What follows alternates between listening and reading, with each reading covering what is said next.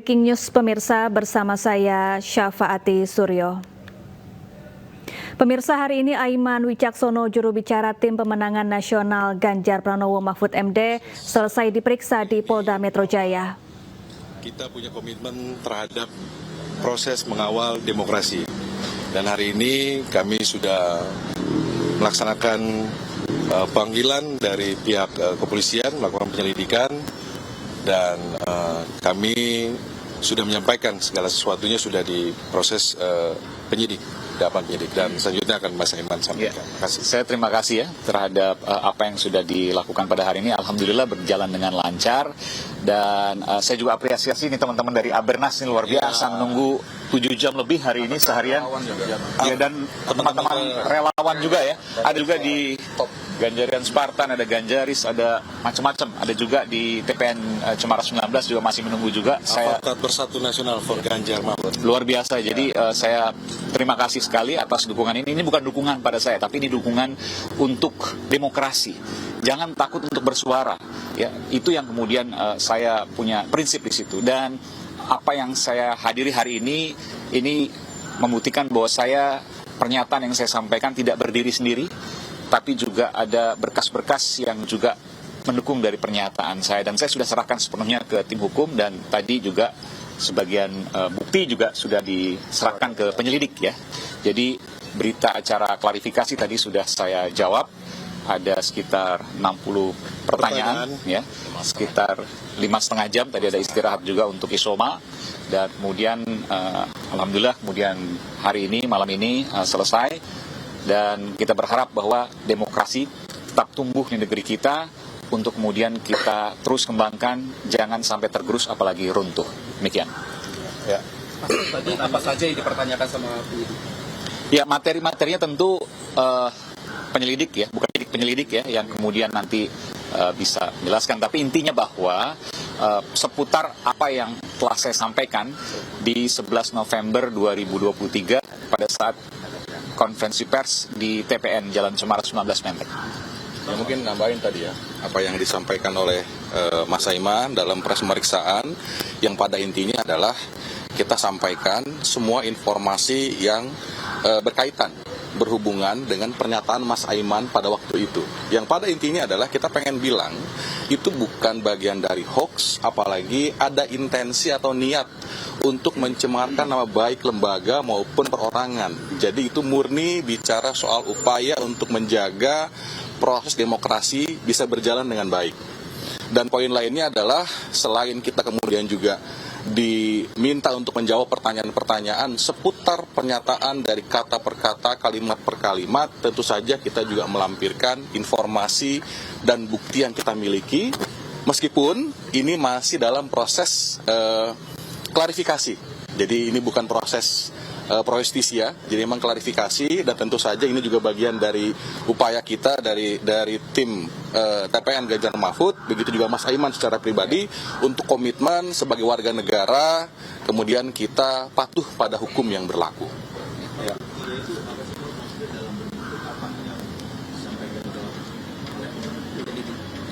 Ya.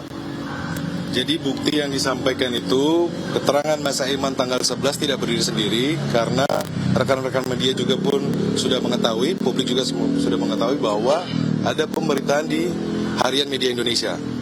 Itu yang pertama. Kemudian juga ada bukti yang lainnya tidak bisa kita sampaikan pada saat ini, biarlah nanti dari penyidik. Tetapi yang mau kita jelaskan kepada rekan-rekan media bahwa keterangan Mas Aiman ini tidak berdiri sendiri. Karena kita lihat ya, sudah terjadi indikator-indikator juga di masyarakat. Sejak putusan MK 90, kemudian ada MK, kemudian kita ingat ada pembubaran waktu pertandingan voli oleh aparat, kemudian di Jawa Timur, kemudian ada baliho, kemudian ada juga Ketua BEM UI yang menyampaikan bahwa ada intimidasi, dan ini yang terbaru Mas Butet tadi menyampaikan kan bahwa pelarangan buat dia menyampaikan hal politik di tengah acaranya beliau. Nah, hal-hal seperti ini tentunya menjadi masukan, tentunya menjadi autokritik, dan ini adalah kepentingan seluruh anak bangsa, dan bukan hanya kepentingan dari paslon manapun, tapi kita harus melihat bahwa proses demokrasi yang sudah kita jaga dari reformasi ini harus benar-benar kita jaga. Itu yang paling terpenting. Kan kita tidak mau kita kembali lagi kepada dibilang Orde Baru. Dan ini juga buat teman-teman anak-anak muda supaya mengetahui bahwa proses yang terjadi di Orde Baru itu sangat menyakitkan. Itu melalui proses yang panjang, melalui darah, keringat, dan air mata.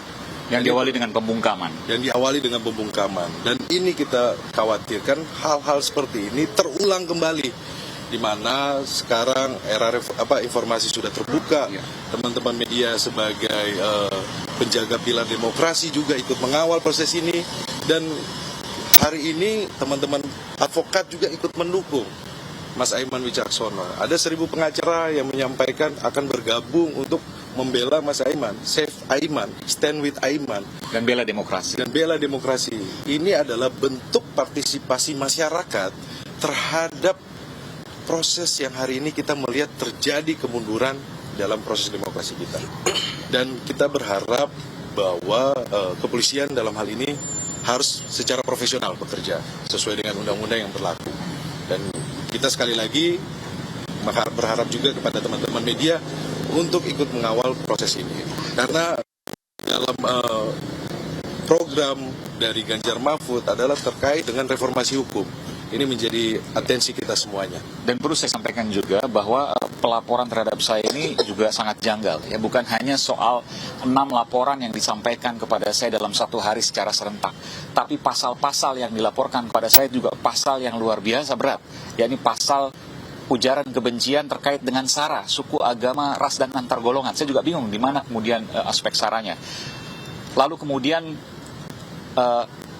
pasal ujaran kebencian terhadap SARA ini punya konsekuensi hukum yang tidak ringan, di atas 5 tahun penjara ancaman pidananya.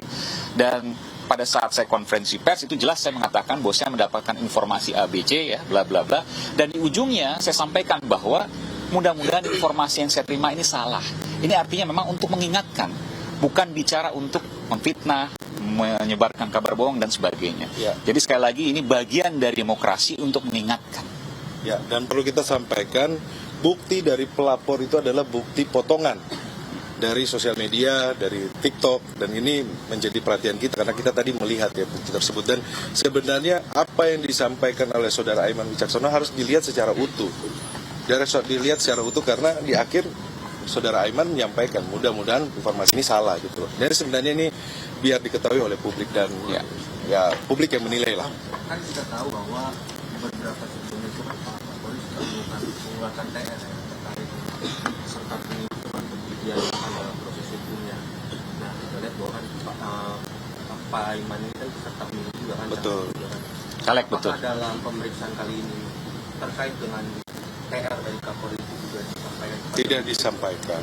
Jadi tidak disampaikan terkait dengan telegram dari Kapolri bahwa peserta pemilu tidak dapat diproses pidana gitu loh. Harus menunggu sampai proses pemilu selesai. Terima kasih buat rekan media yang sudah mengingatkan. Harusnya ini menjadi catatan khusus ya, bahwa apa yang menjadi TR atau menjadi apa yang menjadi undang-undang atau apa itu harus dihormati lah. Dan kita aturan main itu kita harus jaga bersama gitu. Mas, tadi kan disebutkan kalau Mas Aiman itu mendapatkan informasi terkait oknum ini ya. Ini kalau boleh tahu, boleh nggak sih disampaikan oknumnya? Saya pikir ini adalah proses hukum dan teman-teman yang tadi kita sampaikan di awal bahwa Mas Aiman Wicaksono tidak berdiri sendiri, ya, sampaikan. Jadi ada bukti-bukti juga. Itu bukti-bukti itu kita sudah serahkan kepada penyidik. Berarti nggak valid, belum valid juga ya, mudah-mudahan salah ya kata Mas. Ya, itu kan pernyataan. ada pernyataan kan di akhirnya mudah-mudahan ini salah. Dalam konferensi pers itu ya, saya sampaikan artinya itu sebagai bahan untuk pengingat lah, untuk kemudian ditindaklanjuti oleh pihak-pihak berwenang. Kan itu harapannya, betul. Seperti itu. Termasuk juga saya ambil juga dari beberapa media ya, di antara media Indonesia ya, yang pada waktu itu saya jadikan salah satu rujukan juga. Oke. Siap. Mas, untuk berikutnya harapannya seperti apa? Apakah ada pihak-pihak yang diharapkan diperiksa juga, dipanggil juga? Ya, kita prinsipnya adalah mengikuti proses yang ada, karena kita sebagai warga negara Indonesia kita harus taat terhadap hukum. Ya, apa yang akan disampaikan oleh penyidik atau siapa pihak yang akan dipanggil, ya tentunya kita akan lihat nanti. Ya, Mbak, mungkin nambahkan ya, artinya ini bukan perkara yang esensial. Saya rasa negara ini punya banyak perkara hukum yang lebih substantif daripada isu soal Mas Aiman. Jadi kita berharap hal-hal yang kemudian tidak substantif, kemudian pemeriksaan-pemeriksaan yang sebetulnya tidak urgent begitu, itu sebaiknya memang ditangguhkan demi kita sedang menghadapi pemilu. Jadi kita bisa fokus pada isu demokrasinya, tapi yang pasti adalah kita berusaha sebaik-baik mungkin tidak menerobos aturan yang ada. Nah ini yang paling penting sebetulnya Mbak. Dan poin lainnya adalah kedatangan Mas Aiman ke sini sebetulnya juga menjadi sebuah simbol bahwa kita berharap masyarakat tidak takut ya untuk berkomentar, untuk memantau jalannya pemilu, jangan sampai kemudian surut karena adanya upaya-upaya atau ancaman-ancaman kriminalisasi. Jadi saya percaya polisi pasti profesional, dia akan lindungi pemilu yang sekarang hari ini sedang berlangsung, dan kemudian ini juga bagian kecintaan kita kepada kepolisian ya untuk berpartisipasi dalam menjaga demokrasi di negara kita. Mas Aiman sendiri saat ini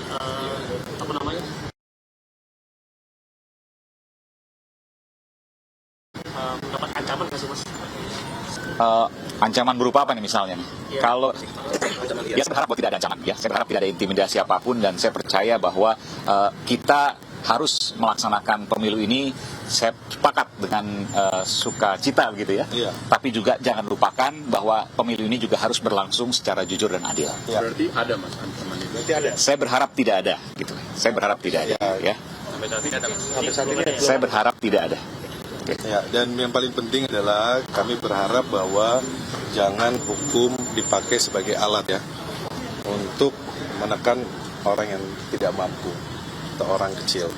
Dan kalau dalam posisi ini kita melihat bahwa semua proses sudah terbuka dan masyarakat ikut memantau, dan ini menjadi perhatian dari semua publik ya terhadap proses ini.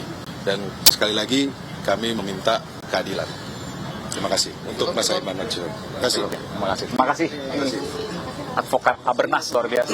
teman-teman relawan top sih. Terima kasih ya teman-teman ya. Terima kasih udah nungguin. Ya. Tetap berani bersuara. Ya. Oke. Ya Mbak dari Indonesia.